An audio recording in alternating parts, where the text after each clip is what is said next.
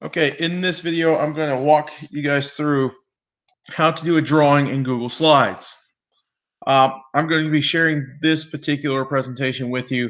So if you're seeing this before you watch this video, then disregard this part.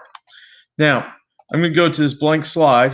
Actually, let me change this to a blank slide.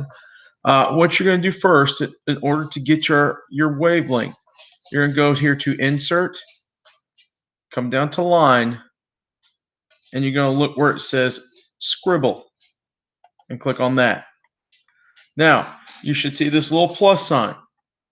Now, when you click, you just hold and you just drag and you can make your little scribble. When you let go, it's done. Now, the next part that you need to do in order to label is you need to go back to Insert and click on Text Box. And then, for example, I'm going to just create a text box here and just type in wavelength.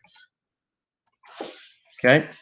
Now, just remember in the directions you needed to label the amplitude, the frequency, and the wavelength.